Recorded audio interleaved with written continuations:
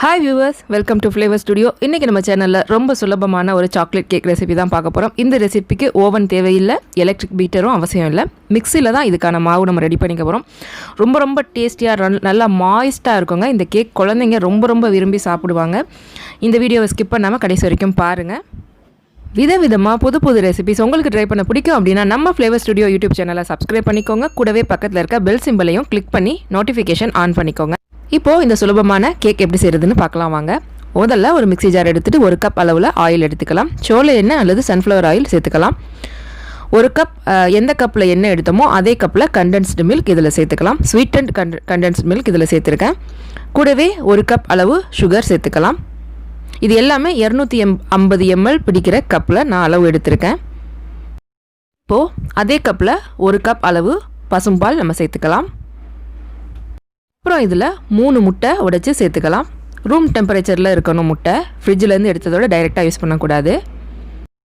அப்புறம் இதில் 1 டீஸ்பூன் அளவில் வெனிலா எசன்ஸ் நம்ம சேர்த்துக்கலாம். இது எல்லாம் சேர்த்துட்டு நம்ம மிக்சர் ஜாரை நல்லா டைட்டாக மூடிட்டு ஒரு 5லேருந்து 6 நிமிஷம் இதை நல்லா அடித்து எடுத்துக்கணும்.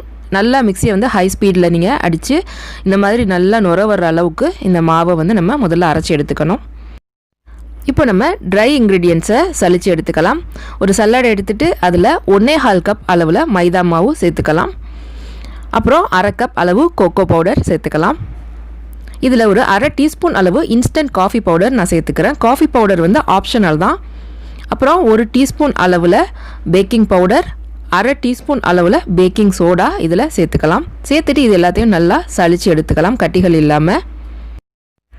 இப்போது நல்லா சலித்து எடுத்துகிட்டு அதை ஒரு ஹேண்ட் விஸ்கால் லைட்டாக கலந்து விட்டுக்கலாம். கலந்து விட்டுட்டு நம்ம முட்டை ஆயில் எல்லாம் சேர்த்து மிக்சியில் அடித்து வச்சுருந்தோம் இல்லையா, அந்த கலவையை இதில் சேர்த்து கொஞ்சமாக சேர்த்து கட்டிகள் இல்லாமல் நம்ம கேக் பேட்டர் ரெடி பண்ணிக்கலாம். மொத்தமாக ஒரே டைமில் ஊற்றாமல் கொஞ்சமாக ஊற்றி இந்த மாதிரி கலந்திங்க அப்படின்னா கட்டி தட்டாது. இப்போது ஒரு கேக் பேனில் நான் வந்து லைட்டாக பட்டர் அப்ளை பண்ணிவிட்டு கொஞ்சமாக மாவு தூவி எடுத்துக்க போகிறேன். இது வந்து கேக் வந்து உங்களுக்கு ஈஸியாக எடுக்க வர்றதுக்காக நான் இப்படி ப்ரிப்பேர் பண்ணுறேன். உங்கள்கிட்ட பட்டர் பேப்பர் இருந்ததுன்னா ஜஸ்ட் பட்டர் பேப்பர் போட்டுட்டு நீங்கள் கேக் பேட்டரை கேக் டின்னில் சேர்த்துடலாம். கேக் ஒட்டாமல் வரும். இப்போ மாவை நல்லா கலந்துட்டு கேக் டின்னில் சேர்த்துடலாம். கேக் டின்னில் கரெக்டாக பாதி அளவு மட்டும் நிறையிற அளவுக்கு நம்ம இதை சேர்த்துக்கணும். ஃபுல்லாக ஊற்றக்கூடாது, ஏன்னா கேக் வந்து பொங்கி வரும். கேக் டின்னில் மாவு சேர்த்துட்டு லைட்டாக 2 வாட்டி இந்த மாதிரி கிச்சன் டாப்பில் நம்ம தட்டிக்கணும். இப்போ இன்னொரு பேனில் நான் வந்து கொஞ்சமாக தண்ணி சேர்த்து உள்ள ஒரு ஸ்டாண்ட் வச்சுருக்கேன். இப்போ நம்ம கேக் டின்னை வந்து அதில் சேர்த்துடலாம். இப்போது இந்த மாதிரி செட் பண்ணிவிட்டு 2 தனித்தனியான மூடி போட்டு மூடி இதை ஒரு 25லேருந்து 30 நிமிஷம் நம்ம நல்லா வேக விட்டுக்கணும். இந்த மாதிரி நம்ம செப்பரேட் மூடி போடுறதுனால தண்ணி ஆவி வெளியாகுது இல்லையா, அந்த தண்ணி வந்து பட்டு கேக்கு வீணாகாது.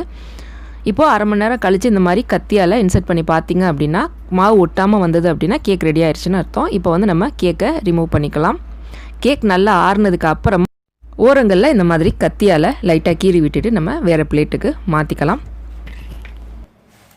இப்போது நம்ம கேக் ரெடி ஆயிடுச்சு. கேக்குக்கான சாக்லேட் சாஸ் ரெடி பண்ணிக்கலாம். 1 கப் அளவில் ஸ்வீட் அண்ட் கண்டென்ஸ்டு மில்க் எடுத்துக்கலாம். கூடவே 1 டீஸ்பூன் அளவில் வெனிலா எசன்ஸ், அப்புறம் 1 டேபிள் ஸ்பூன் அளவில் அன்சால்டட் பட்டர் இதில் சேர்த்துக்கலாம். சேர்த்துட்டு 2 டேபிள் ஸ்பூன்லேருந்து 3 டேபிள் ஸ்பூன் அளவில் கோகோ பவுடர் இதில் சேர்த்துக்கலாம். இப்போ இது எல்லாம் சேர்த்துட்டு நம்ம இதை வந்து டபுள் பாயில் மெத்தடில் உருக்கி எடுத்துக்க போகிறோம். ஒரு பாத்திரத்தில் ஆல்ரெடி நான் தண்ணி கொதிக்க வச்சுருக்கேன். அது உள்ளே வந்து இந்த பவுலை வந்து நம்ம இந்த மாதிரி இறக்கி மிக்ஸ் பண்ணி விட்டுக்கிட்டே இருந்தோம்னா இந்த மாதிரி நல்லா அந்த கொக்கோ பவுடர் பட்டர் எல்லாம் சேர்ந்து இந்த மாதிரி நல்ல ஒரு ஷைனிங்கான சாக்லேட் சாஸ் நம்மளுக்கு கிடைக்கும். இப்போது கேக்கை வந்து இந்த மாதிரி ஒரு ஆழமான ஒரு சர்விங் டிஷ்ஷில் வச்சுட்டு நம்ம சாக்லேட் சாஸை இதில் ஊற்றி சர்வ் பண்ணிடலாம். ரொம்ப டேஸ்டியாக இருக்கும். கண்டிப்பாக நீங்கள் ட்ரை பண்ணி பாருங்கள். இந்த வீடியோ பிடிச்சிருந்ததுன்னா ஒரு லைக் பண்ணுங்கள், உங்கள் ஃப்ரெண்ட்ஸ் அண்ட் ஃபேமிலி கூட ஷேர் பண்ணுங்கள். சீக்கிரமே உங்களை இன்னொரு ஈஸியான டேஸ்டியான ரெசிபியோடு நான் சந்திக்கிறேன். அது வரைக்கும் டேக் கேர், பாய்.